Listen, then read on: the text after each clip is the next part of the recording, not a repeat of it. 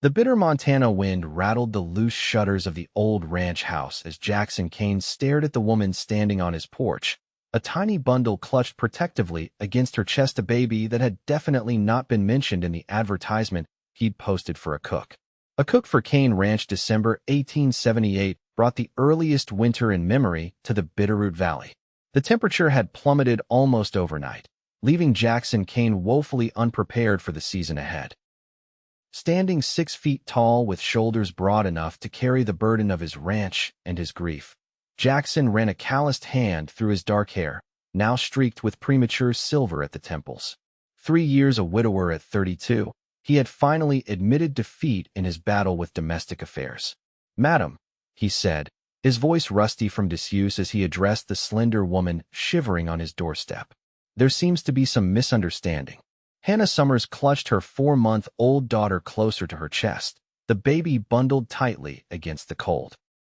Despite the chill turning her nose and cheeks pink, Hannah stood tall, her green eyes direct and unwavering.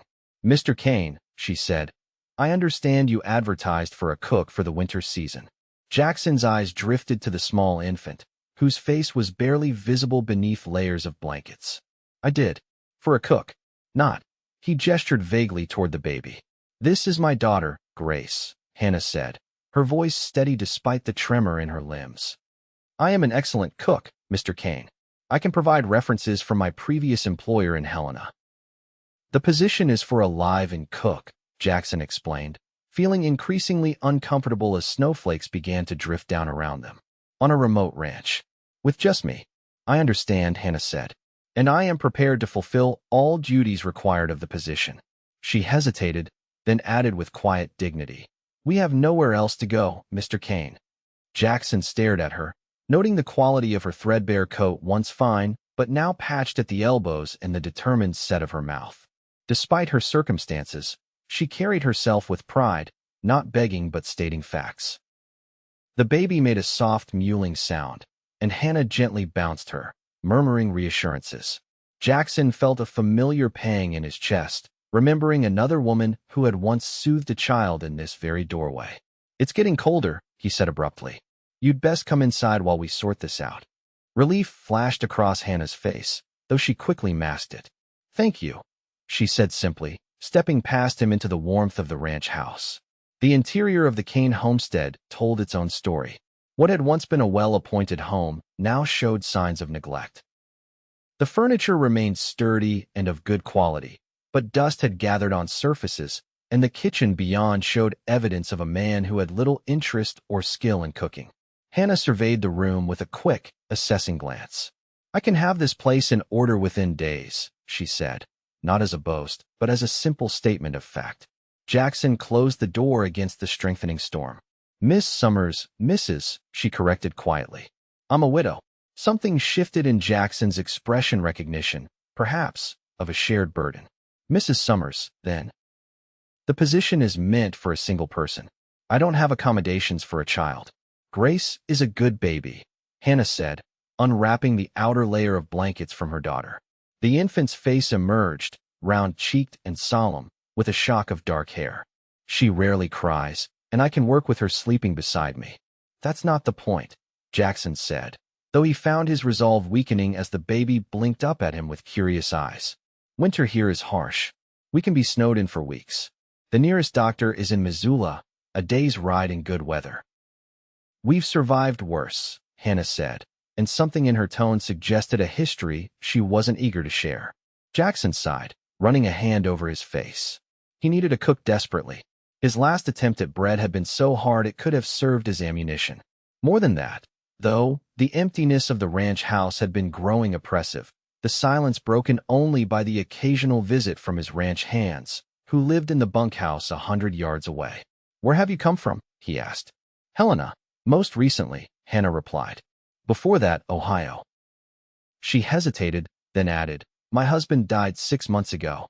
Consumption. I worked as a cook for a boarding house until the owner's wife decided I was." She glanced down at Grace, an inappropriate presence for their establishment. Jackson understood the unspoken explanation. A young widow with a baby born too soon after her husband's death told its own story in the eyes of society. The baby made another soft sound, and Hannah shifted her weight, the strain of her journey evident in the shadows beneath her eyes.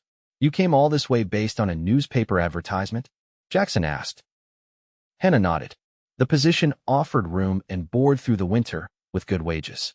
I have enough saved for train tickets come spring to San Francisco. I have a cousin there who might help us make a fresh start." Jackson looked around his neglected home, then back at the woman and child. Something his late wife, Margaret, used to say came back to him. Sometimes God sends exactly what we need, not what we thought we wanted. "There's a room upstairs," he said finally. It was meant to be a nursery once. The admission cost him something, but he pushed forward. "It's small, but it should fit a bed for you and somewhere for the baby to sleep." Hope bloomed in Hannah's eyes, though she tempered it quickly. "You're offering me the position?" "On a trial basis," Jackson clarified. 2 weeks. If it doesn't work out, I'll pay you for your time and help you find passage to Missoula." "That's fair," Hannah agreed. She hesitated, then added, "Thank you, Mr. Kane." "Jackson," he corrected, surprising himself. "If you're going to be living in my house, you might as well use my name." "Jackson," she repeated, and he tried not to notice the way the simple sound of his name on her lips seemed to warm the cold kitchen. "And I'm Hannah." He nodded, suddenly awkward. "I'll show you to your room. You can get settled while I bring in more firewood." He paused, looking at the small trunk and carpet bag that constituted her worldly possessions. "Is this all you have?"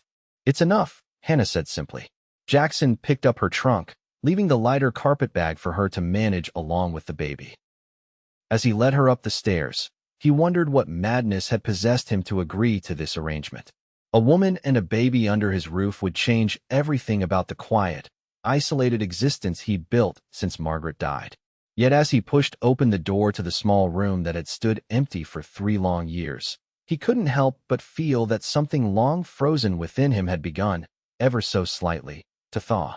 Hannah laid Grace in the center of the bed while she unpacked their meager belongings. The room was simply furnished but clean, with a narrow bed, a small chest of drawers, and a rocking chair near the window.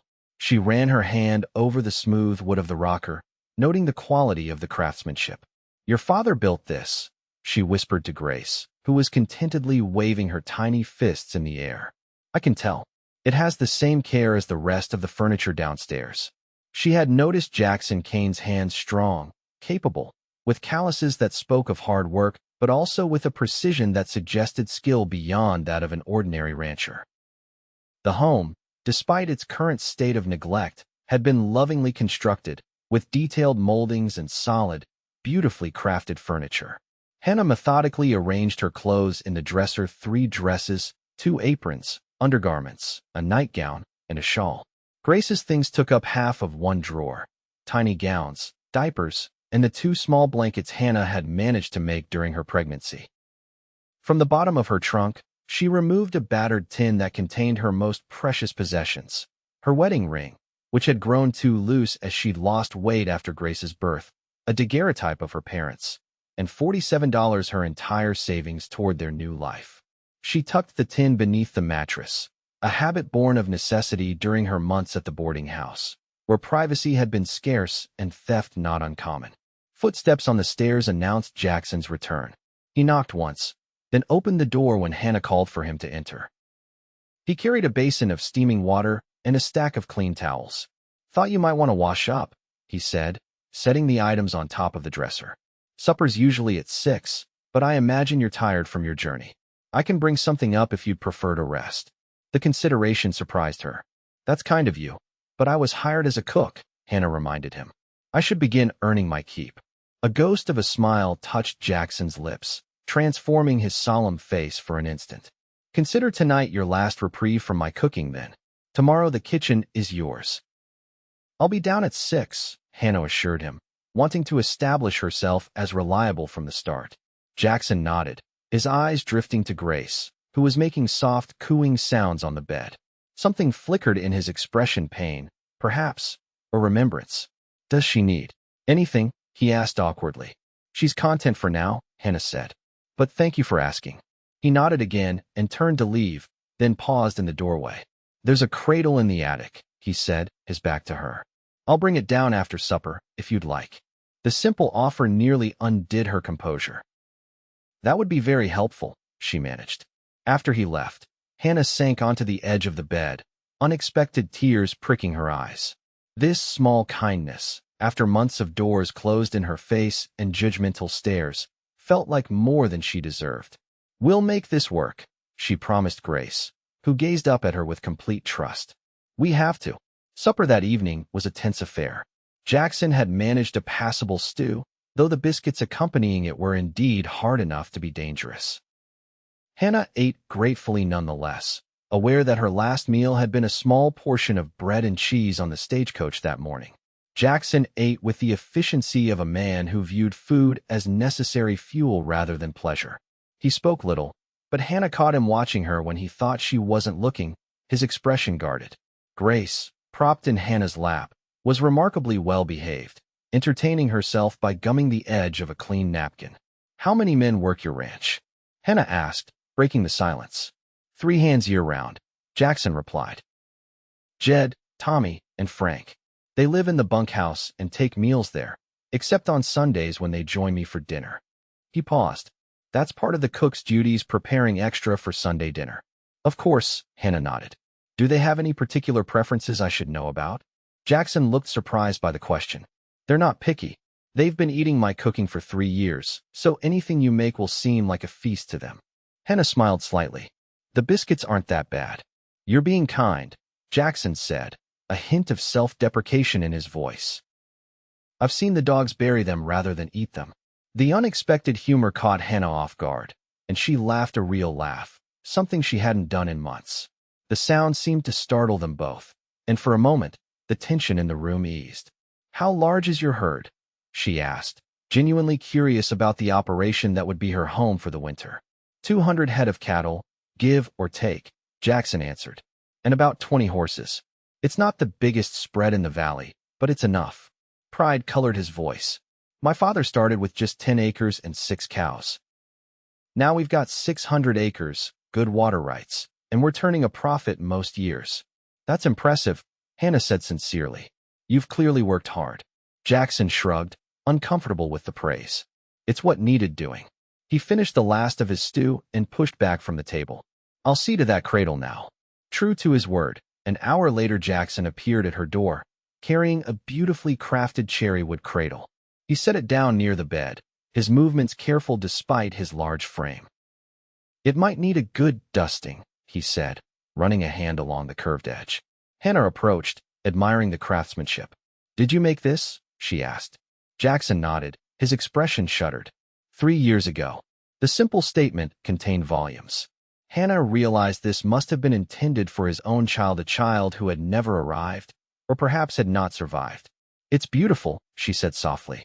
"Grace will sleep well in it." Jackson stood abruptly. "There's extra bedding in the chest at the foot of your bed. I rise at dawn. Breakfast is usually coffee and whatever's left from the night before, but—" He trailed off, remembering she would be cooking now. "I'll have breakfast ready at dawn," Hannah assured him. He nodded once and left without further conversation, his footsteps heavy on the stairs. Hannah prepared the cradle, lining it with a clean blanket, then bathed Grace and dressed her for the night. As she nursed her daughter in the rocking chair, she found herself wondering about the man whose home they had entered. Jackson Kane was not what she had expected. The advertisement had been brief and practical, giving no hint of the man behind it. She had imagined someone older, perhaps, or coarser. Instead, she found a man who, despite his obvious discomfort with their presence, had shown unexpected consideration. "He's sad," she whispered to Grace, who was drifting toward sleep. "Like us." As she placed her daughter in the cradle and gently rocked it, Hannah wondered if she had made the right decision in coming here. But watching Grace settle into peaceful slumber in the lovingly crafted cradle, she knew they had few options.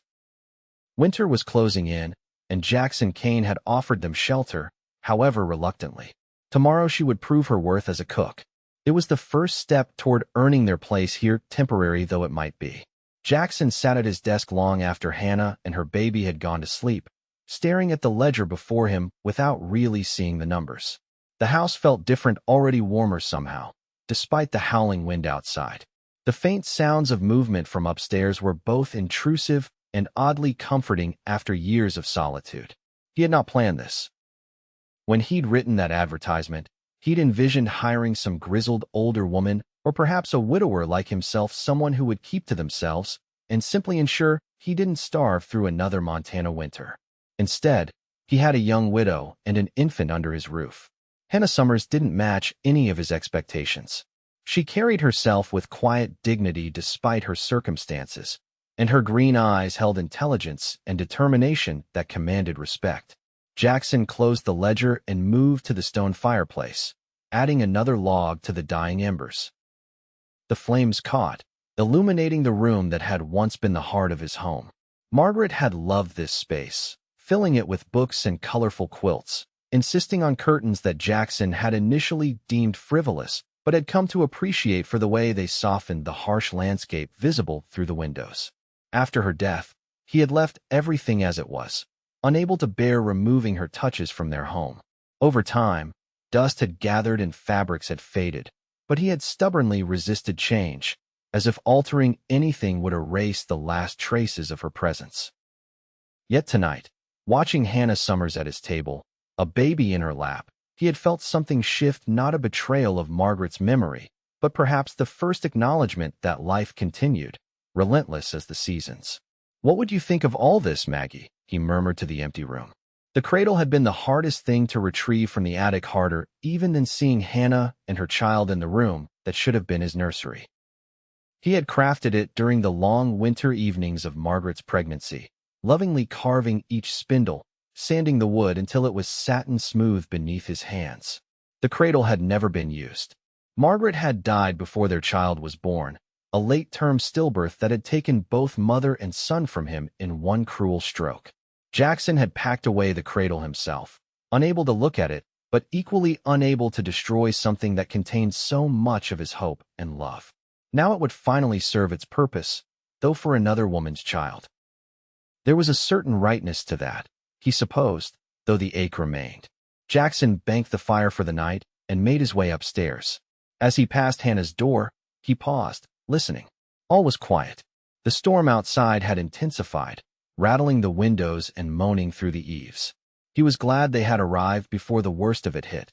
The road to town would be impassable now until the snow let up. In his own room, Jackson removed his boots and outer clothes, then lay on the bed, staring at the ceiling. Sleep would be elusive tonight, he knew. Too many memories had been stirred up, too many questions raised by the unexpected turn of events. For 3 years, he had existed rather than lived, going through the motions necessary to maintain the ranch, speaking only when required, avoiding town and its pitying glances whenever possible. His ranch hands had adapted to his taciturn nature, and the silent routine of his days had become a comfort of sorts. Now that routine was shattered. Tomorrow morning, there would be a hot breakfast waiting, prepared by hands other than his own. There would be a woman at his table and a baby's sounds echoing through rooms that had been silent too long. Jackson wasn't sure if he was ready for such changes, but as sleep finally claimed him, his last coherent thought was that perhaps readiness had nothing to do with it. Life moved forward, dragging the reluctant along with the willing. Hannah rose before dawn, moving quietly so as not to wake Grace. The house was cold, but a quick exploration downstairs revealed a well-stocked woodbox beside the kitchen stove. She soon had a fire going, warming the room as she explored the pantry. Jackson Kane kept a surprisingly well-supplied kitchen for a man who claimed to be a terrible cook. The pantry held flour, sugar, coffee, and various preserves, along with smoked meats and a basket of eggs that must have been collected recently. A root cellar accessible through a trapdoor in the floor yielded potatoes, carrots, and apples. By the time the first gray light of dawn appeared, Hannah had biscuits baking in the oven, proper ones, light and fluffy, and thick slices of ham sizzling in a cast-iron skillet.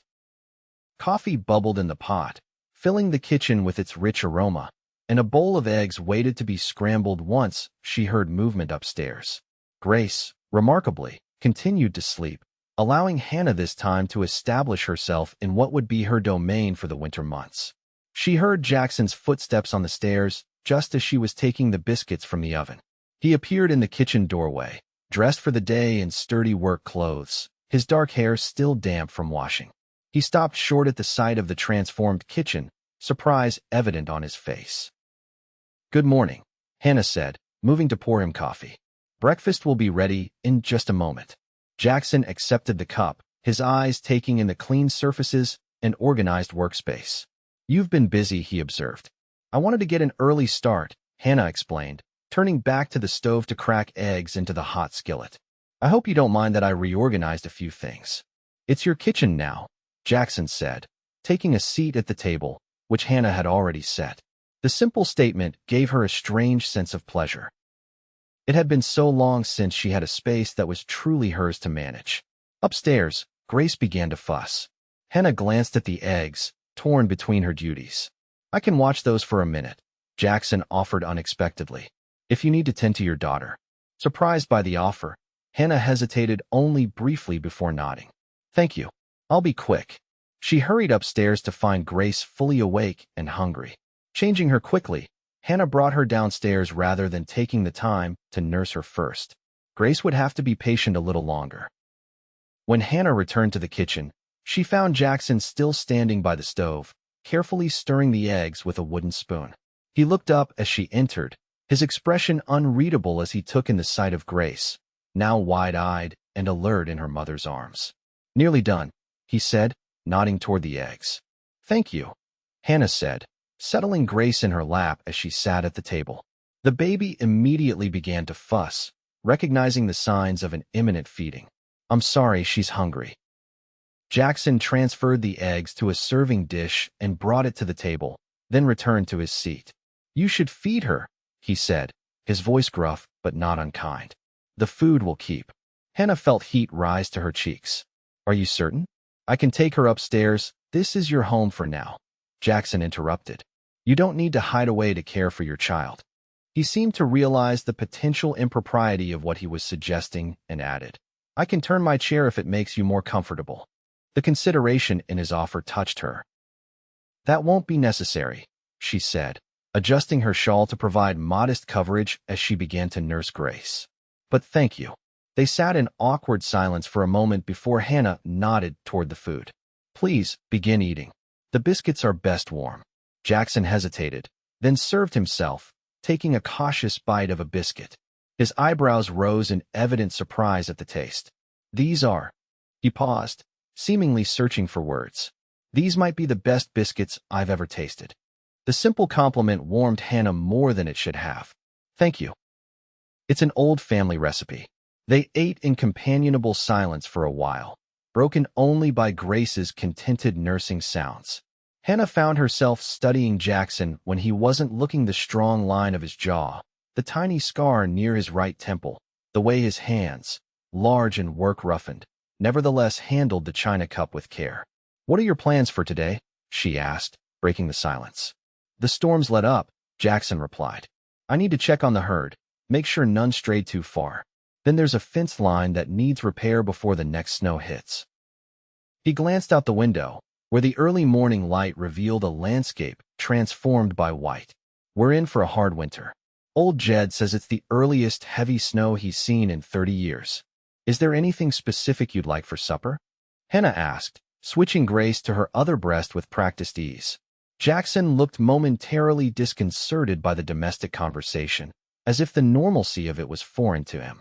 "I eat anything," he said finally. "Whatever you make will be fine." Hannah nodded, sensing his discomfort. "I'll have something ready when you return." Jackson finished his breakfast and rose, carrying his plate to the wash basin, a gesture that surprised Hannah. Most men she knew would have left their dishes for the woman of the house to handle. "Thank you for breakfast," he said formally. "I'll be back before dark." After he left, Hannah finished feeding Grace, then set her on a blanket on the kitchen floor while she cleaned up the breakfast dishes. The baby seemed content to watch her mother work, occasionally reaching for the colorful dishcloth Hannah dangled for her entertainment. With the kitchen restored to order, Hannah began a systematic exploration of the house, Grace balanced on her hip. The main floor consisted of the kitchen, a formal dining room that showed little evidence of use, a sitting room with a stone fireplace, and Jackson's study, a masculine space with a large desk, bookshelves, and a comfortable leather chair. Upstairs were 3 bedrooms: Jackson's, the small room where she and Grace were staying, and another, larger room that was clearly closed up. Hannah didn't venture into Jackson's bedroom or the closed room, respecting his privacy, but she noted that the rest of the house, while not dirty, showed signs of neglect: dust on surfaces, curtains that needed washing, floors that would benefit from a good scrubbing. "We have our work cut out for us," she told Grace, who gurgled in response. Hannah spent the morning making bread dough and setting it to rise, then prepared a hearty beef stew for supper, using ingredients from the well-stocked root cellar. Between tasks, she began cleaning, starting with the kitchen and working her way through the sitting room, dusting surfaces and polishing the neglected furniture. Grace proved to be an accommodating companion, napping when Hannah needed to concentrate and contentedly watching her mother work when awake.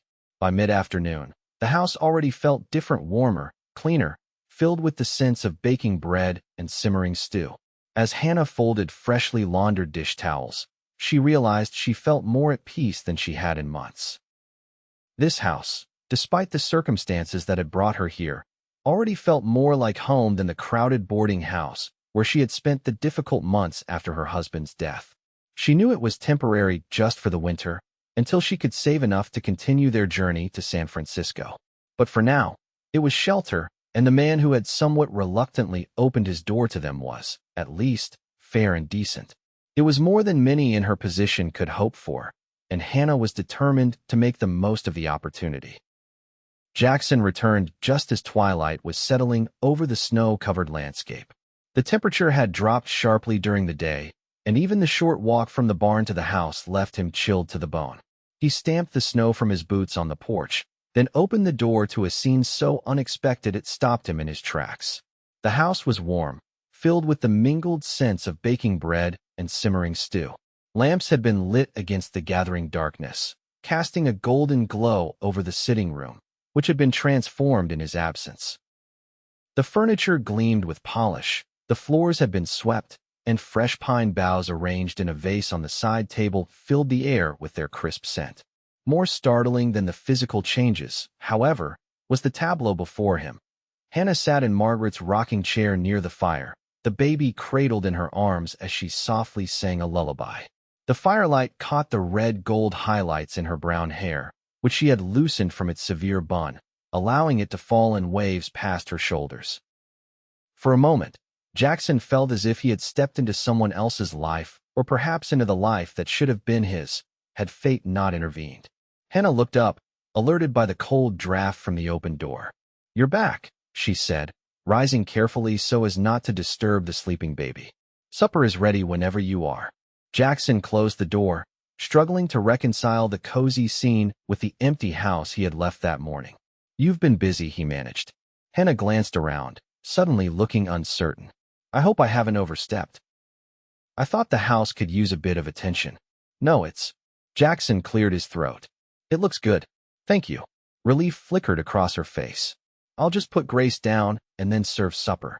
While Hannah took the baby upstairs, Jackson removed his coat and washed up at the basin in the kitchen, which was also noticeably cleaner and more organized than it had been that morning. The transformation was disorienting, like waking to find everything in a familiar room shifted 2 inches to the left. Yet he couldn't deny that the changes were improvements. The house hadn't felt this much like a home since Margaret died. Hannah returned and moved efficiently around the kitchen, ladling stew into bowls and cutting slices from a freshly baked loaf of bread. The simple meal she placed before him looked and smelled better than anything Jackson had eaten in years. "This is quite a change from my usual supper," he commented, breaking the silence as they began to eat. "What do you usually have?" Hannah asked. Jackson shrugged. "Coffee. Whatever's easiest. Sometimes just hardtack and jerky if I'm too tired to cook." Hannah looked genuinely distressed by this revelation. "That's no way to sustain yourself through a Montana winter." "I've managed," Jackson said. But even he had to admit that managed was a generous description of his haphazard approach to feeding himself. "Well, you won't have to manage while I'm here," Hannah said firmly. "A man working as hard as you needs proper meals." There was something comforting in her matter-of-fact concern, though Jackson was careful not to show how much it affected him. He had grown accustomed to his solitary existence, to being responsible only for himself and his ranch. Having someone else care about his well-being was an adjustment. The stew is excellent, he said, changing the subject. And the bread. Hannah smiled, pleased by the compliment. Thank you. I learned to cook from my grandmother. She always said good food was medicine for both body and soul. She sounds wise, Jackson said. Where was home for you, before Ohio? Pennsylvania, originally, Hannah replied. My father was a schoolteacher. After he died, my mother and I moved to Ohio to live with my grandmother. Her expression softened with memory. She had the most wonderful kitchen garden. Everything she cooked had herbs and vegetables she'd grown herself. Is that where you met your husband? Jackson asked, then immediately regretted the personal question. Hannah's smile faded slightly, but she answered evenly. Yes, Thomas was the son of the local banker. We married when I was 19. She hesitated, then added, he was a good man. The simple epitaph held a wealth of meaning. Jackson recognized the tone. He had used similar words to describe Margaret to well-meaning inquirers. I'm sorry for your loss, he said quietly. Hannah nodded, accepting his sympathy with dignity. And I for yours, she replied, her eyes meeting his directly. The cradle. And the closed room upstairs. I assume. My wife, Margaret, Jackson confirmed, surprised to find he could say her name without the usual constriction in his throat. 3 years ago, we were expecting our first child. Understanding dawned in Hannah's eyes. The nursery, she said softly. I'm so sorry. Jackson nodded, unable to elaborate further. They finished their meal in silence, but it was not the awkward silence of strangers. Rather, it was the quiet understanding of two people who had walked similar paths of loss. After supper, Hannah insisted on handling the washing up alone, shooing Jackson toward his study. You've been working all day in the cold, she said. Go sit by the fire and warm yourself properly. Too tired to argue, Jackson retreated to his study, where he was surprised to find the lamp already lit and a fire burning in the small hearth. The thoughtfulness of the gesture struck him deeply. How long had it been since anyone had considered his comfort in this way? Later, as he prepared for bed, Jackson found himself listening for sounds from the room across the hall. He heard Hannah's soft voice as she settled her daughter for the night, the gentle creak of the rocking chair, and finally, silence as both mother and child drifted to sleep. Only 1 day had passed since their arrival, yet already the rhythm of the house had changed. Jackson wasn't sure how he felt about these changes, but as he lay in bed, staring at the ceiling, he had to admit that the warm meal in his stomach and the knowledge that he wouldn't face a cold, empty kitchen in the morning were more comforting than he wanted to acknowledge. The next 2 weeks established a routine that brought a semblance of normalcy to the Kane Ranch house. Each morning, Hannah rose before dawn to prepare breakfast, which was ready by the time Jackson came downstairs. They would eat together, their conversation gradually becoming less stilted as they grew accustomed to each other's presence. After breakfast, Jackson would head out to tend to the ranch, sometimes not returning until dusk. Hannah spent her days caring for Grace, cooking, and slowly restoring order to the neglected house. Room by room, she cleaned and organized, always careful to preserve what she recognized as Margaret's touches: the arrangement of books on a shelf, the placement of a particular vase, the embroidered cushions on the sitting room sofa. On the Sunday following their arrival, the ranch hands joined them for dinner, as Jackson had mentioned. Jed Parker was the oldest at nearly 60, with a weathered face and kind eyes that crinkled when he smiled at Grace. Tommy Wilson was barely 20, gangly and shy, while Frank Cooper fell somewhere in the middle, a steady, reliable man with a quick laugh. The men had clearly been briefed about Hannah and Grace's presence, accepting their introduction without comment beyond polite greetings. But as the meal progressed, a roast chicken with all the trimmings that drew appreciative murmurs from all 3 men, Hannah noticed the curious glances they exchanged, particularly when Jackson passed the baby back to her after Grace had reached for him from her mother's lap. It was the first time Jackson had actually held the child, his large hands carefully supporting her tiny body with a gentleness that seemed to surprise even him. Grace had gurgled happily, fascinated by his beard, and for a brief moment, Hannah had glimpsed a smile on Jackson's face, a genuine smile that transformed his solemn features. The ranch hands had noticed too, and Hannah caught Jed's approving nod. Later, as the men were leaving, she overheard the older man speaking quietly to Jackson on the porch. Good to see some life back in this house, Jed said. Margaret would have approved. Hannah hadn't heard Jackson's response, but the exchange made her wonder just how isolated he had been in the years since his wife's death, and whether the ranch hands had been concerned for their employer beyond the practical considerations of the ranch's operation. As the second week of Hannah's employment drew to a close, the trial period Jackson had stipulated, she found herself growing increasingly anxious. She had done everything possible to prove her worth as a cook and housekeeper, but Jackson had not mentioned whether she and Grace would be staying beyond the initial agreement.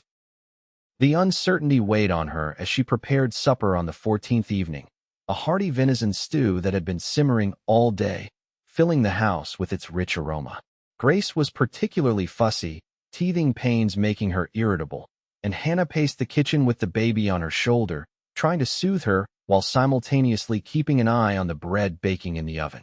She was so focused on juggling these tasks that she didn't hear Jackson enter through the back door. His voice startled her. "Is she unwell?" Hannah turned to find him watching them with concern, his brow furrowed. "Just teething," she explained, bouncing Grace gently. "Nothing serious, but uncomfortable for her." Jackson nodded, hanging his coat by the door. "My mother used to rub a drop of whiskey on the gums when my younger brothers were teething. Said it numbed the pain." The casual mention of his family, something he rarely did, caught Hannah's attention. "Is your family nearby?" she asked, seizing the opportunity to learn more about him. Jackson shook his head, rolling up his sleeves to wash at the basin. "No. My parents passed on years ago. My brothers live back east, one in Boston, one in New York. Haven't seen them in nearly a decade." "I'm sorry," Hannah said, both for his loss and for the evident estrangement from his brothers. Jackson shrugged. "It's the way of things sometimes. Family drifts apart." He dried his hands and approached, looking at Grace with an expression Hannah couldn't quite decipher. "May I?" he asked, holding out his arms. Surprised, Hannah carefully transferred the fussing baby to him. Jackson cradled Grace against his chest, one large hand supporting her head, and began to walk slowly around the kitchen, his deep voice rumbling soothingly as he spoke to her. "Now then, little miss, what's all this fuss about? Those teeth giving you trouble, are they? Well, they're necessary, I'm afraid. Can't spend your whole life on milk alone." To Hannah's amazement, Grace quieted almost immediately, her sobs reduced to hiccuping whimpers as she stared up at Jackson with wide, tear-filled eyes. "You have a way with her," Hannah observed, taking advantage of her freed hands to check the bread. "Animals and babies," Jackson said, a hint of self-deprecation in his voice. "Always seem to settle for me. People are harder." There was a vulnerability in the admission that touched Hannah deeply. She busied herself with removing the bread from the oven, using the task to hide the emotion that had unexpectedly welled up within her.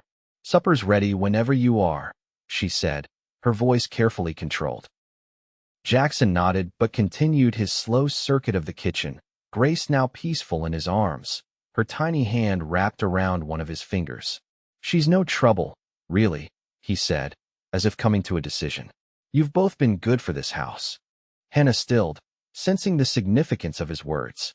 "Our 2 weeks are up tomorrow," she said quietly. Jackson met her eyes directly. "I'd like you to stay through the winter, as we agreed, if you're still willing." Relief washed over Hannah so intensely that she had to grip the edge of the table to steady herself. "I'm willing," she said simply. A ghost of a smile touched Jackson's lips. "Good. That's good." He looked down at Grace, who had fallen asleep against his chest. "She's out," he observed, sounding almost proud of this accomplishment. "Would you like me to take her?" Hannah asked. Jackson shook his head. "She's fine. Let's not risk waking her." He moved to the table and sat carefully, adjusting Grace so she remained comfortable in the crook of his arm. "We can eat like this." The simple domestic scene, a man holding a sleeping baby while waiting for his supper, was so ordinary, yet so unexpected that Hannah felt a lump form in her throat. For the first time since Thomas's death, she felt a sense of security, of being part of something resembling a family, however temporary or unconventional. As she served the stew and took her seat across from Jackson, Hannah allowed herself to acknowledge a truth she had been trying to ignore. She was beginning to care for this quiet, solid man who had opened his home to her and her daughter. It was a dangerous realization for a woman in her position, dependent on his goodwill, with nowhere else to go if her feelings became evident and unwelcome. Yet watching Jackson gently adjust the blanket around Grace's sleeping form, his weathered face softened in the lamplight, Hannah couldn't quite bring herself to regret the warmth unfurling in her chest. For tonight, at least, they were safe, warm, and together. Tomorrow's concerns would wait for tomorrow. December deepened toward Christmas, bringing with it some of the coldest temperatures Jackson could remember. The ranch settled into a routine dictated by the weather and the needs of the livestock. On the worst days, when blizzards howled around the house, Jackson and his men focused on keeping the animals fed and the water sources from freezing, returning to their respective shelters with relief when the essential tasks were complete. Inside the main house, Hannah had worked a transformation that still occasionally caught Jackson by surprise. The rooms gleamed with polish and care, curtains and linens had been washed and mended, and delicious meals appeared with dependable regularity. More than the physical changes, however, was the shift in atmosphere. The house felt lived in again, warmed by more than just the fires Hannah kept burning in the hearths. Grace was a constant presence, either cradled in Hannah's arms as she worked or, increasingly, content to watch the world from a makeshift pen Hannah had created in the sitting room using cushions and chairs. The baby's personality was emerging more clearly. She was curious, determined, and quick to smile, especially at Jackson, whom she seemed to find endlessly fascinating. Despite his initial reservations, Jackson found himself looking forward to the moments when Grace was awake during his time in the house. Her simple delight in existence was infectious, and the unconditional welcome in her eyes when he entered a room soothed something raw within him. As for Hannah, Jackson was careful to maintain the proper distance between employer and employee, but he couldn't deny his growing admiration for her. She worked tirelessly, never complaining about the isolation or the harsh weather.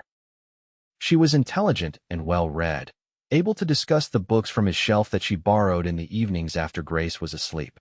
And she was beautiful in a quiet, dignified way that he found himself noticing more than was appropriate. One evening, about a week before Christmas, Jackson returned from the barn to find Hannah hanging fresh pine garlands along the mantelpiece. Grace was asleep in her cradle, which Hannah had brought downstairs for the evening. "You're decorating," Jackson observed, removing his snow-covered coat. Hannah glanced over her shoulder, a hint of uncertainty in her expression. "I hope you don't mind. Christmas is coming, and I thought." She hesitated. "If it's not something you celebrate, I can take them down." Jackson moved closer, inhaling the fresh pine scent. "No, leave them. It's nice." He paused, then added, "Margaret always decorated for Christmas. I haven't bothered since she died." Hannah nodded, understanding in her eyes. "The first holidays are the hardest," she said softly. "This will be our first Christmas without Thomas." The simple acknowledgement of shared grief created a moment of connection between them. Jackson found himself wanting to comfort her, but unsure how. Words had never been his strong suit. "Would you like some help?" he offered instead, nodding toward the remaining garlands. Surprise flickered across Hannah's face, followed by a warm smile. "That would be nice, thank you." They worked together in companionable silence, draping the pine boughs along the windows and doorways. When they finished, Hannah stepped back to survey their work, satisfaction evident in her expression. "It looks festive," she said. "All that's missing is snow on the inside to match what's outside." As if on cue, a particularly strong gust of wind rattled the windows, driving snow against the glass. Jackson moved to add wood to the fire, aware of how fortunate they were to be safely sheltered while winter raged beyond their walls. "Will your brothers visit for Christmas?" Hannah asked, settling into the rocking chair near the fire. Jackson shook his head. "No, the distance is too great, especially in winter." He hesitated, then added, "Truth be told, we haven't been close since I moved west. They didn't understand why I'd choose this life when I could have had a comfortable position in our father's shipping business. But you built all this instead," Hannah said, gesturing to encompass the house and ranch beyond. "That's a remarkable achievement." Her genuine admiration warmed him more than the fire. "It wasn't just me," he admitted. "Margaret, she was the heart of this place. She made it a home, not just a ranch." Hannah's expression softened. "She must have been a remarkable woman." She was, Jackson found, to his surprise, that speaking of Margaret to Hannah didn't bring the usual sharp pain. Instead, there was a bittersweet warmth in sharing her memory with someone who seemed to understand. She grew up in Boston, like me. Everyone thought she was crazy to follow me out here, but she loved it from the start. Said the mountains spoke to her soul. I can understand that, Hannah said, her gaze drifting to the window, where the snow-covered peaks were just visible in the moonlight between gusts of wind. There's a majesty to this place that draws you in. Jackson studied her profile, struck by how right she looked in Margaret's chair, illuminated by firelight. It's not an easy life, he said, especially for a woman used to city comforts. Hannah turned back to him, a small smile playing at her lips. I've never been particularly attached to city comforts, Mr. Kane, and few things worth having come easily. There was a quiet strength in her words that resonated with Jackson's own philosophy. Before he could respond, Grace stirred in her cradle, making the small mewling sounds that preceded full wakefulness. Hannah rose immediately, but Jackson gestured for her to remain seated. I can get her, he offered, moving to the cradle. Grace's eyes opened as he leaned over her, and her face lit with a toothless grin of recognition that squeezed something in Jackson's chest. He lifted her carefully, still marveling at how tiny she was compared to his large hands. Hello there, Miss Grace, he said softly. Had a good sleep, did you? The baby cooed in response, reaching up to pat his bearded cheek with her small hand. Jackson carried her to Hannah, who was watching them with an expression he couldn't quite interpret. She's becoming quite attached to you, Hannah observed as Jackson handed Grace to her. Is that a problem? He asked, suddenly concerned that he had overstepped. Hannah shook her head quickly. No, not at all. It's good for her to have. She hesitated, then finished, to know that not all men are to be feared. The implication in her words troubled Jackson. Has someone given her cause to fear men? He asked, a protective anger rising within him at the thought. Hannah sighed, adjusting Grace on her lap. Not directly, but after Thomas died, our circumstances were difficult. Some of the men at the boarding house where we stayed were not always kind or appropriate in their attentions. Jackson's jaw tightened. Did they harm you? No, Hannah assured him. Nothing like that. Just comments, looks. The suggestion that a young widow with a baby might be desperate enough to accept certain arrangements. She looked down at Grace, who was contentedly playing with the buttons on her mother's dress. That's partly why I answered your advertisement. It seemed safer to be the only employee of one man than to live surrounded by many with questionable intentions. The trust implicit in her decision humbled Jackson. She had gambled on his character based on nothing more than a newspaper advertisement and first impressions. You're safe here, he said, his voice rough with the promise. Both of you. Hannah met his eyes, her own filled with gratitude. I know, she said simply. That's worth more than I can express. The moment stretched between them, weighted with unspoken emotions. Jackson felt an overwhelming urge to reach out, to take her hand, to offer some physical reassurance of his pledge. But propriety and his own uncertainty held him back. Grace broke the tension, letting out a squeal of delight as she successfully captured one of Hannah's buttons. Both adults laughed, the serious mood shifting to something lighter. She's determined, like her mother, Jackson observed. Hannah's smile held a hint of surprise at his insight. Yes, she is, though I prefer to call it persistence rather than stubbornness. A diplomatic distinction, Jackson said, the corner of his mouth lifting in a half-smile.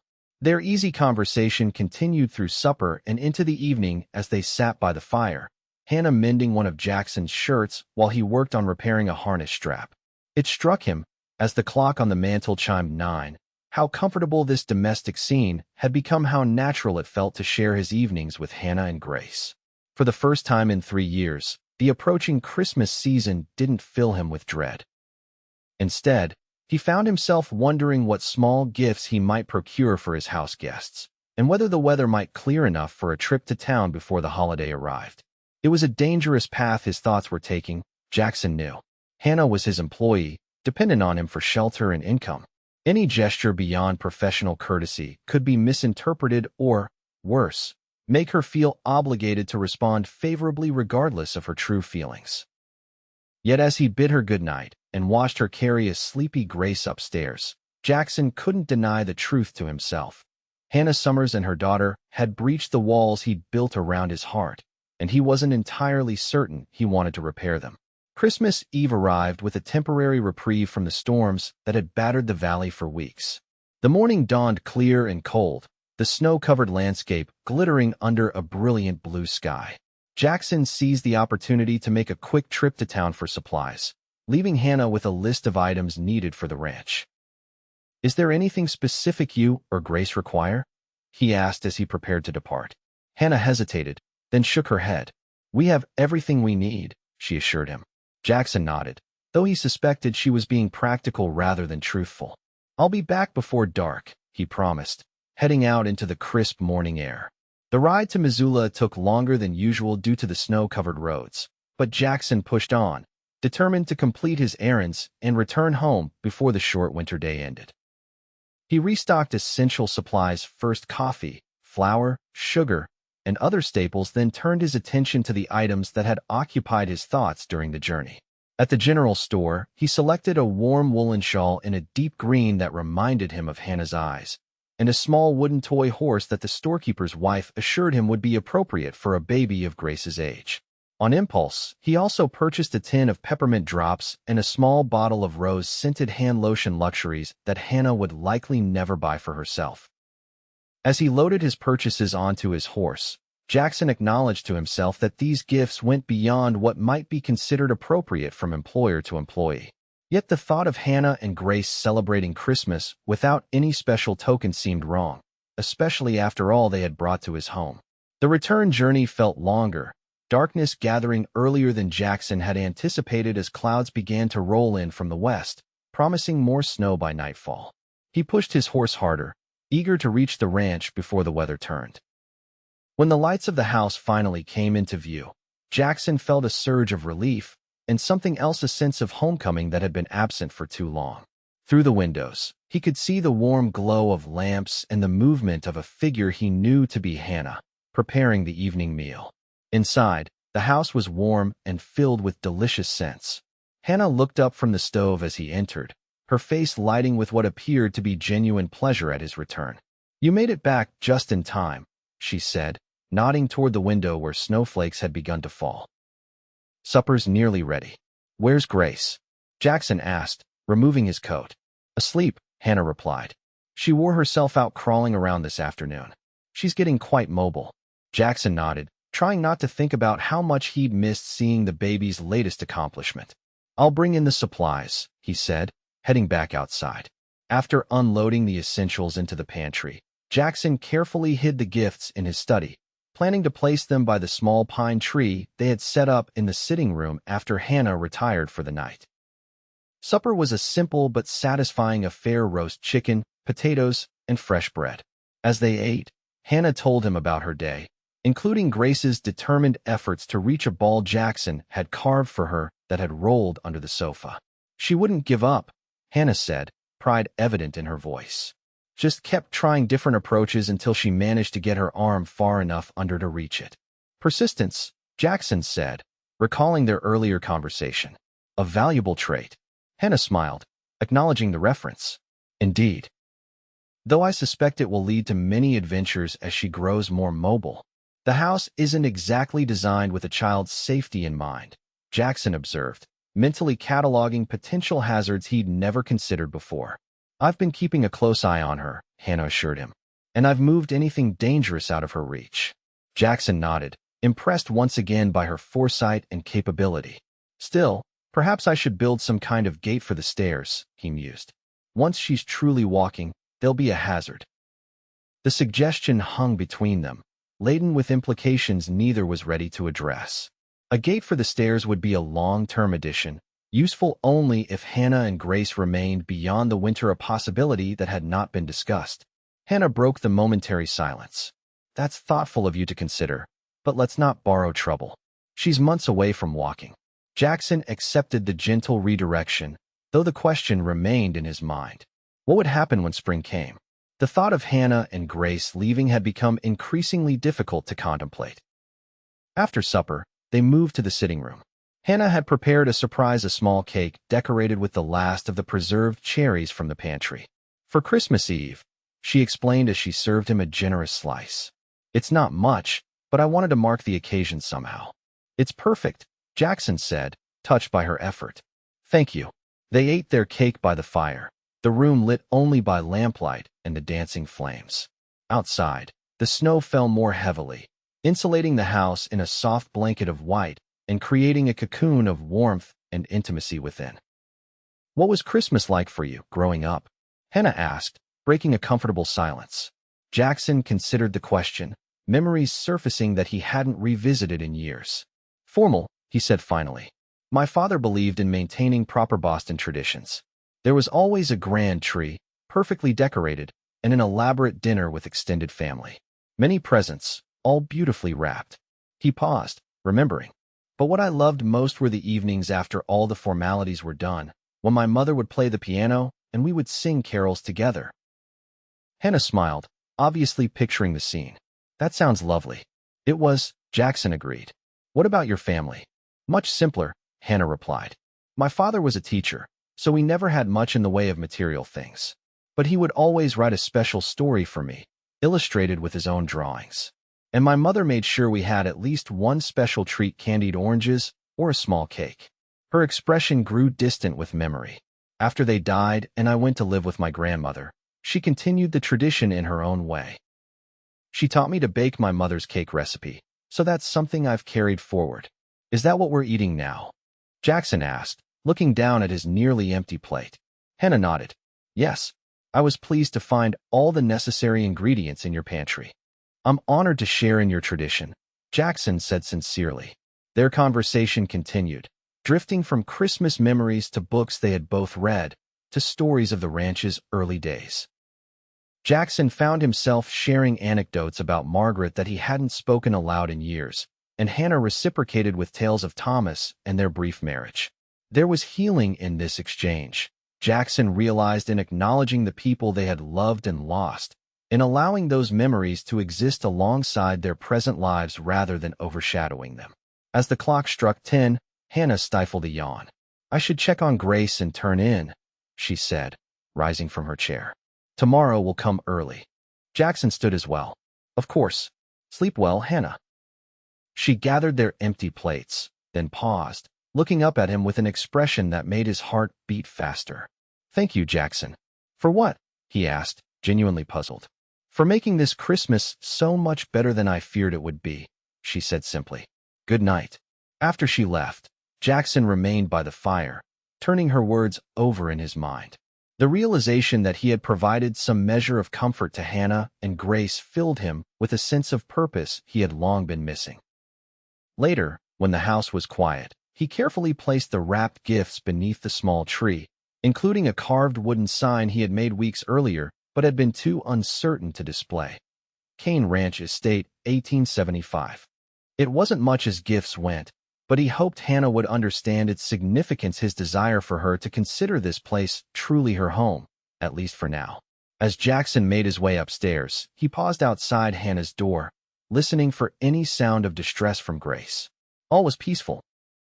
He continued to his own room, aware that tomorrow would bring another step in this unexpected journey they had begun together. Christmas morning dawned with Grace's happy babbling, earlier than Hannah would have preferred after their late evening.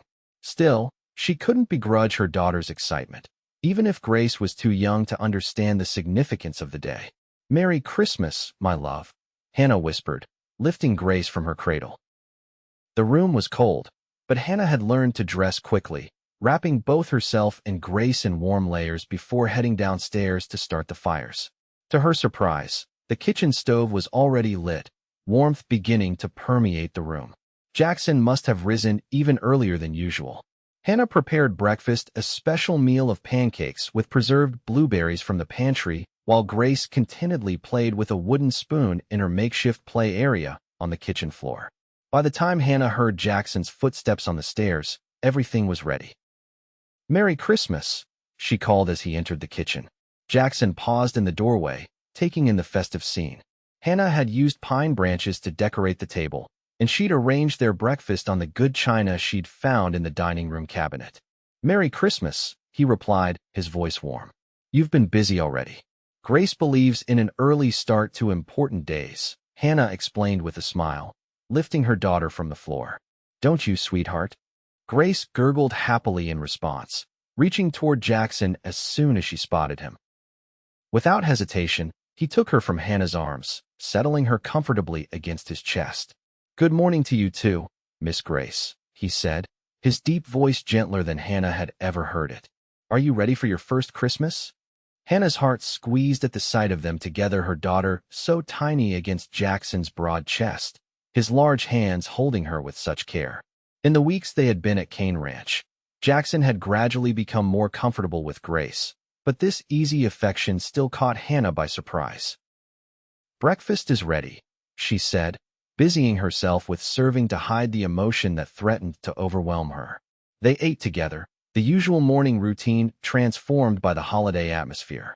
Jackson seemed more relaxed than Hannah had ever seen him, engaging Grace in conversation as if she could understand every word, helping her pat the table with her small hands in time to a Christmas carol he hummed. After breakfast, Jackson insisted on handling the dishes while Hannah fed Grace. When everything was cleaned and put away, he hesitated, then said, There's something in the sitting room you might want to see. Curious, Hannah followed him, Grace in her arms. When they entered the room, she stopped short, surprised by the sight of several packages arranged beneath their small tree. Jackson, she began, uncertain what to say. It's nothing elaborate, he said quickly, as if concerned she might object. Just a few small things. Hannah swallowed against the lump in her throat. I don't have anything for you, she admitted, embarrassed by her lack of foresight. Jackson shook his head. You've given this house life again, he said simply. That's more than enough. His words, spoken with such sincerity, nearly undid her composure. Hannah blinked rapidly, determined not to cry. Please, Jackson said, gesturing toward the presents. Open them. Hannah settled on the sofa with Grace in her lap and accepted the first package Jackson handed her. Inside was a beautiful green shawl, soft and warm against her fingers. It's lovely, she said, running her hand over the fine wool. Thank you. I thought it matched your eyes, Jackson said, then immediately looked as if he regretted the personal observation. Hannah wrapped the shawl around her shoulders, touched by both the gift and the thought behind it. It's perfect. The next package contained the wooden horse for Grace, who immediately tried to put it in her mouth. Hannah laughed, showing her how to roll it on the floor instead. The baby's delight with the simple toy brought smiles to both adults. The rose-scented lotion and peppermint drops were received with equal appreciation, Hannah applying a small amount of the lotion to her chapped hands immediately, savoring the luxury. There's one more, Jackson said, handing her a final package, oddly shaped and heavier than the others. Hannah unwrapped it carefully, revealing the carved wooden sign proclaiming, Cane Ranch Estate, 1875. She ran her fingers over the expertly carved letters, understanding the significance of the gift. It's beautiful craftsmanship, she said, looking up at Jackson. Did you make this? He nodded, a hint of color touching his cheeks. I've been meaning to put up a proper sign for years. Never got around to it. Where will you hang it? Hannah asked. I thought perhaps by the main gate, Jackson replied. So it's the first thing visitors see when they arrive. Hannah nodded, still tracing the letters with her fingertip. It makes it official, she observed. A place with a name and a history. A home, Jackson said quietly. Not just a ranch. Their eyes met, and Hannah felt something shift between them, an acknowledgement of all that remained unspoken. The moment was broken by Grace, who had grown bored with the wooden horse and was now vocally demanding attention. Hannah set aside the sign to focus on her daughter, but the warmth of the exchange lingered. The rest of Christmas Day passed in a peaceful rhythm. They shared a simple but festive dinner, for which Jackson had surprised Hannah by producing a small jar of preserved cranberries he'd purchased in town. After the meal, they sat by the fire, Hannah working on a piece of mending while Jackson read aloud from a volume of Dickens' Christmas stories, his deep voice bringing the words to life. It was, Hannah reflected as she prepared for bed that night, the most contented Christmas she had experienced in years, perhaps ever. The shadow of grief that had hung over her since Thomas's death seemed lighter somehow, not gone, but no longer all-consuming. Grace was already asleep in her cradle, the wooden horse clutched in one small hand. Hannah watched her daughter's peaceful breathing for a moment, then moved to the window, looking out at the moonlit snow covering the ranch. This temporary haven had become more than just shelter from the winter. It had become, against all expectations, a place where healing could begin. And Jackson Kane, the solemn, reserved man who had reluctantly opened his door to them, had become someone whose presence brought comfort rather than anxiety. Hannah touched the green shawl, now hanging carefully over the back of the rocking chair. The personal nature of his gifts suggested that perhaps she wasn't alone in feeling this unexpected connection. The thought both thrilled and frightened her. She was in no position to entertain romantic notions a widow with a young child, dependent on employment for survival. And Jackson. Hannah wasn't certain he had fully processed his grief for Margaret, despite the progress of recent weeks. Yet as she slipped into bed, Hannah allowed herself to acknowledge the truth. She was falling in love with Jackson Kane, against all practical considerations and her own better judgment. What would happen when spring came and it was time for her and Grace to move on remained uncertain. But for tonight, at least, they were home. January brought the harshest weather of the winter, with temperatures dropping so low that even the hardy cattle huddled together for warmth, their breath forming clouds in the frigid air.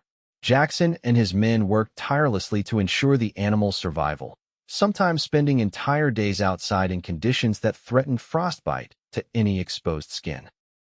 On these brutal days, Hannah kept the house as warm as possible, always having hot coffee and meals ready when Jackson returned, half frozen and exhausted. She learned to read the signs of his fatigue, knowing when to engage him in conversation and when to simply provide silent company as he thawed by the fire. Grace continued to grow and develop, now pulling herself up on furniture and babbling a constant stream of sounds that occasionally resembled words. Her first clear mama had brought tears to Hannah's eyes, and even Jackson had been visibly moved when the baby had reached for him one evening, clearly saying, "Ja," in an attempt at his name. The domestic rhythm they had established felt increasingly natural, as if they had been living this way for years rather than months. Hannah found herself anticipating Jackson's preferences, how he liked his coffee, which shirt he preferred for Sundays, the way he enjoyed bread still warm from the oven with a generous amount of butter. For his part, Jackson seemed more settled, the tension that had marked his posture when Hannah first arrived gradually easing. He smiled more frequently, especially at Grace, and occasionally even laughed a rich, deep sound that Hannah found herself working to elicit. One particularly cold evening in late January, Hannah was preparing supper while Grace napped upstairs, exhausted from a day of crawling explorations. Jackson had not yet returned from checking fence lines with Jed, and Hannah found herself growing concerned as darkness fell and the temperature continued to drop. When she finally heard the stomping of boots on the porch, relief washed over her with an intensity that confirmed what she had been trying to deny. Her feelings for Jackson had grown far beyond what was appropriate for their arrangement. He entered, bringing a blast of cold air with him, his face ruddy from the wind and his expression grim. "Everything all right?" Hannah asked, immediately setting a cup of coffee before him. Jackson shook his head, removing his gloves to wrap his hands around the warm cup. "Lost 2 calves to the cold," he said, his voice tight with frustration. "Might lose more before this snap breaks." Hannah touched his shoulder briefly in sympathy. "I'm sorry, Jackson. Is there anything more you can do?" He sighed, the weariness of the day evident in every line of his body. "We've moved the most vulnerable into the barn. Jed's staying out there tonight to keep the fire going." He took a long drink of coffee, then added, "It's all part of ranching, but it never gets easier to lose animals you've been caring for." Hannah nodded, understanding his attachment to the herd. "Supper's nearly ready," she said. "A hot meal will help." Jackson glanced around the kitchen. "Where's Grace?" "Napping," Hannah replied, pleased by his immediate concern for her daughter. "She wore herself out today. I think she's getting ready to take her first steps soon." A shadow crossed Jackson's face. Already, Hannah heard the mixture of amazement and something like regret in his voice. "Babies grow quickly," she said softly, "especially in their first year." Jackson nodded, his expression thoughtful. "Margaret and I talked about having several children," he said unexpectedly. She wanted the house filled with noise and activity. It was the most direct reference he had made to his plans with his late wife, and Hannah recognized the significance of his willingness to share this with her. "It would have been a wonderful home for children," she said quietly. "It is now," Jackson replied, his eyes meeting hers directly. The simple statement hung between them, laden with meaning neither was quite ready to articulate. Hannah turned back to the stove, her heart racing.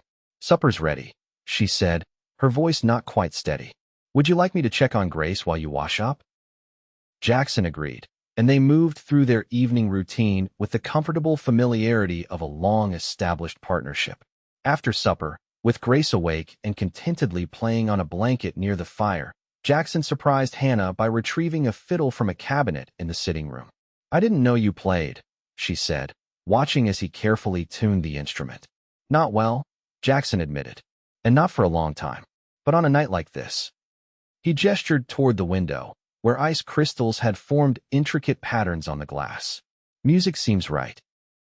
He began to play, the fiddle's voice sweet and clear in the warm room. The melody was a simple folk tune, one Hannah recognized from her childhood. Without thinking, she began to sing along softly, the words coming back to her as if she had sung them yesterday. Jackson looked up in surprise, his hands never faltering on the strings. As Hannah continued to sing, his expression softened, a smile touching his lips. When the song ended, he immediately began another, this one a lively dance tune that had Grace bouncing and clapping her hands in delight. They continued this way for nearly an hour, moving from one tune to another, Hannah singing when she knew the words, both of them watching Grace's enthusiastic response to the music. It was the most carefree evening they had shared, the bitter cold outside forgotten in the warmth of their impromptu concert. When Jackson finally set aside the fiddle, his hands cramping from the unaccustomed activity, Hannah realized that Grace had fallen asleep on her blanket, lulled by the music and the warmth of the fire. "I should take her up," Hannah said, reluctant to end the evening but aware of the late hour. Jackson nodded, rising to carefully lift the sleeping child. "I'll carry her," he offered. "You bring the lamp." They climbed the stairs together, Jackson moving with surprising gentleness to avoid waking Grace. In the nursery, he laid her in the cradle with a tenderness that caught at Hannah's heart, then stood watching as Hannah tucked the blankets around her. "Thank you for the music," Hannah said quietly as they moved into the hallway. "It was a lovely surprise." "Thank you for singing," Jackson replied. "I hadn't realized how much I missed music in this house." They stood in the dimly lit hallway, the lamp casting golden light over their faces. Hannah was acutely aware of how close they were standing, of the warmth radiating from Jackson's tall frame, of the way his eyes seemed to search her face for something. For a breathless moment, Hannah thought he might reach for her, might bridge the narrow gap between them. Instead, Jackson stepped back, his expression unreadable in the shifting light. "Good night, Hannah," he said, his voice rougher than usual. "Sleep well." "Good night, Jackson," she replied, watching as he turned toward his own room. Alone in her room, Hannah sat in the rocking chair by the window, looking out at the star-filled sky above the snow-covered landscape. The evening had shifted something between them, bringing to the surface feelings that had been growing for weeks. Hannah knew she should be cautious. Her position was precarious, a widow with a child, dependent on Jackson's goodwill. If she misinterpreted his kindness, if she allowed her heart to lead her into an unwelcome declaration of feelings, she could jeopardize everything. Yet the memory of Jackson's expression as they stood in the hallway, the intensity in his eyes as he watched her sing, the care with which he had held Grace, all these suggested that perhaps she wasn't alone in feeling this connection. As January gave way to February, bringing longer days but no relief from the bitter cold, Hannah found herself increasingly aware of Jackson's presence, the sound of his footsteps, the timbre of his voice, the brush of his hand when he passed her the salted dinner. Small moments that sent her pulse racing and left her both hopeful and afraid of what might come next. February brought a brief thaw, enough to melt some of the snow and reveal patches of brown earth beneath. The cattle, weary of their restricted winter diet, moved eagerly to these exposed areas, searching for any hint of new growth. Jackson watched them from horseback, aware that winter was far from over despite this temporary reprieve. Montana's weather was notoriously unpredictable, especially in the transition seasons.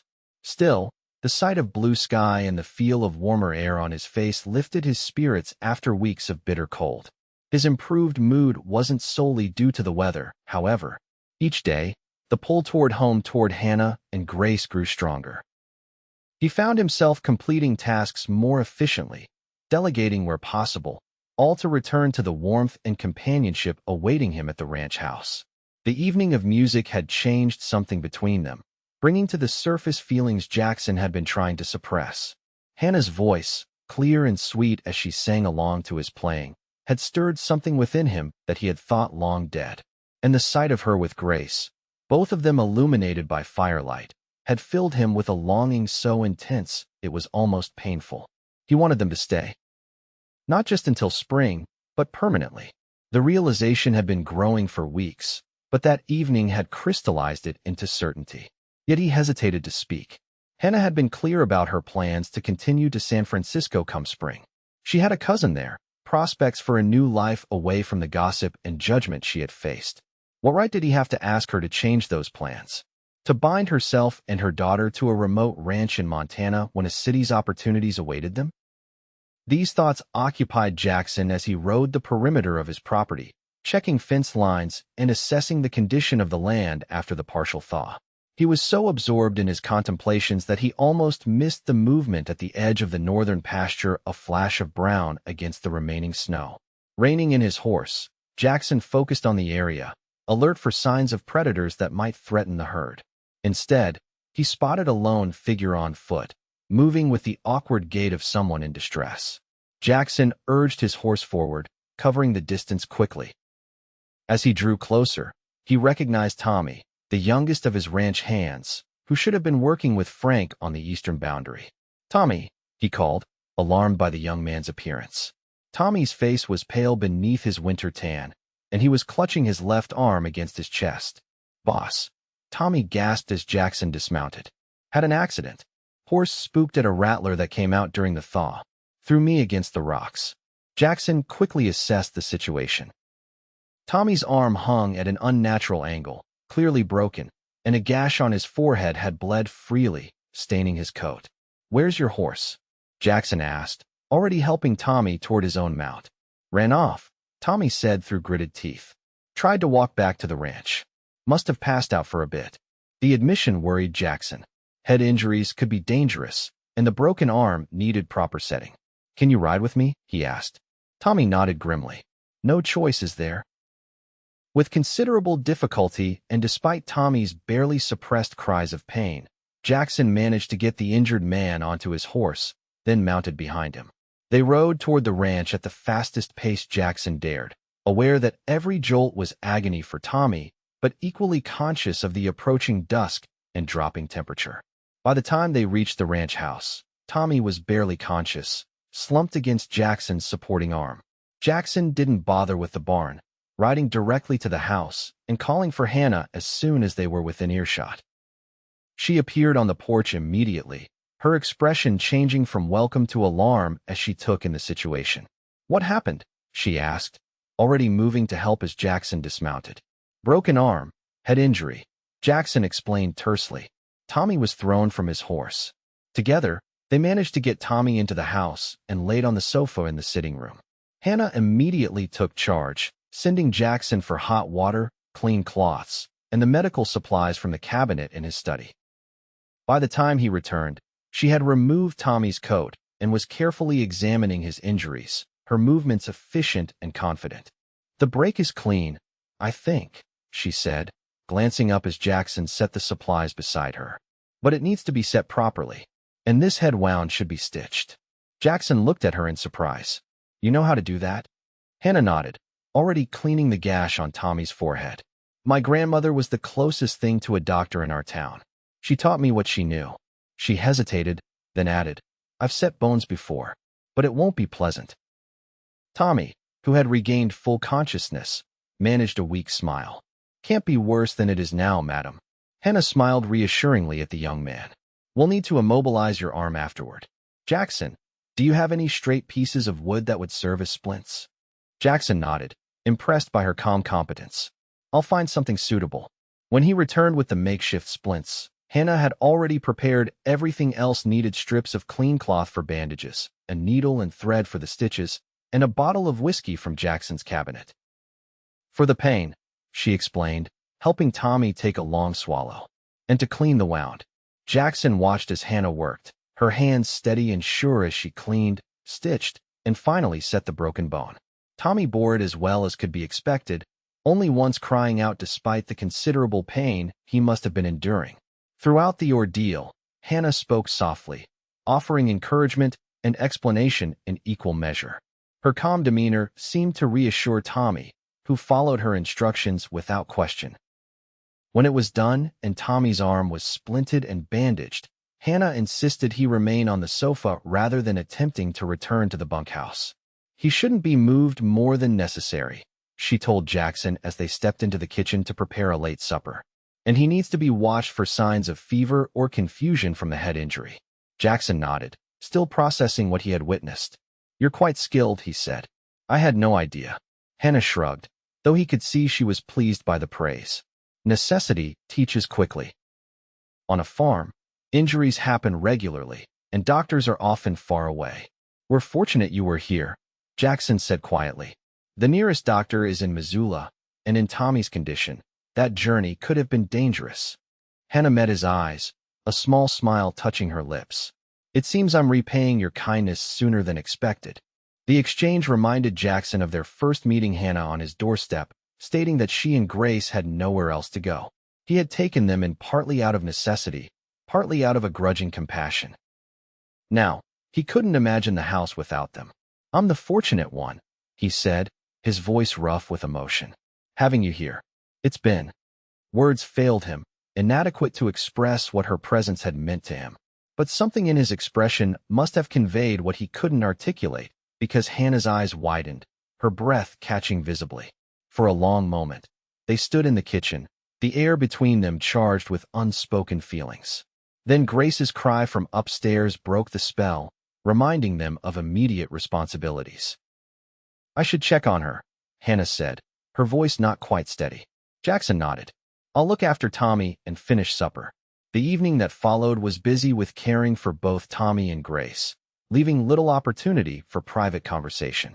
Yet Jackson felt a shift had occurred, a step toward acknowledging what had been growing between them. Later, after Tommy had fallen into an uneasy sleep and Grace had been settled for the night, Jackson found Hannah in the kitchen, preparing a poultice for Tommy's arm to help with the swelling. You should rest, he said, noting the fatigue evident in her posture. It's been a long day. Hannah smiled tiredly. Just a bit longer. This needs to steep properly. Jackson moved to stand beside her at the stove, close enough that their shoulders nearly touched. Thank you, he said simply. For Tommy. He's a good kid. He was very brave, Hannah agreed. And lucky. Had he been alone much longer in the cold. The implication hung in the air, a reminder of the harsh realities of their environment. Winter in Montana was unforgiving of mistakes or misfortune. It makes me think, Jackson said slowly, choosing his words with care, about how isolated we are here. How vulnerable. Hannah glanced up at him, a question in her eyes. Before you and Grace arrived, Jackson continued, it was just me and the hands. If something happened to any of us, help might come too late. He paused, then added quietly, having you here. It's not just about the cooking or the cleaning. It's about making this place more than just a ranch. Making it a home again. Hannah's expression softened, understanding dawning in her eyes. Jackson, I know you have plans, he interrupted, needing to say what had been on his mind for weeks. San Francisco, your cousin, a fresh start. I understand why you'd want that for yourself and Grace. He took a deep breath, then plunged ahead. But I want you to know that there's a place for you here. For both of you. Not just as my cook or housekeeper, but as family. The word hung between them, loaded with meaning. Jackson hadn't intended to go so far, to be so direct, but the day's events had crystallized his feelings in a way that made caution seem pointless. Hannah's eyes glistened with unshed tears. What exactly are you saying, Jackson? He reached for her hand, holding it gently between both of his. I'm saying that I've grown to care for you and Grace more than I thought possible. that the thought of you leaving when spring comes is. He shook his head, unable to find words adequate to express the emptiness he anticipated. I'm asking you to consider staying. Permanently. Hannah's gaze searched his face. As your employee? No, Jackson said firmly. As my wife. If you could consider that possibility. If you could see a future here, with me. The words, once spoken, seemed to hover in the air between them, impossible to retract. Jackson held his breath, watching emotions play across Hannah's expressive face: surprise, confusion, and something else, something that gave him hope. This is unexpected, Hannah said finally, her voice barely above a whisper. For me as well, Jackson admitted. I didn't plan to feel this way again. After Margaret died, I thought that part of my life was over. He squeezed her hand gently. But then you and Grace arrived, and everything changed. Hannah withdrew her hand, not in rejection, but in a gesture that suggested she needed space to think. Jackson, I'm honored by your proposal. Truly. But this is a decision that affects Grace's future as well as mine. I can't answer impulsively. Jackson nodded, respecting her caution even as disappointment threatened to overwhelm him. Of course, I understand. And there's something else, Hannah added, her expression troubled.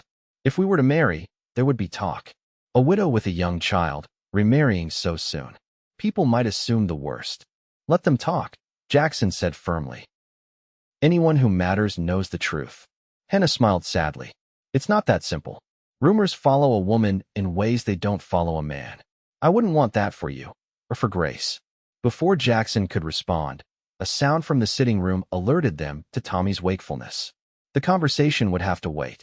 I should check on him, Hannah said, turning back to the poultice she had been preparing.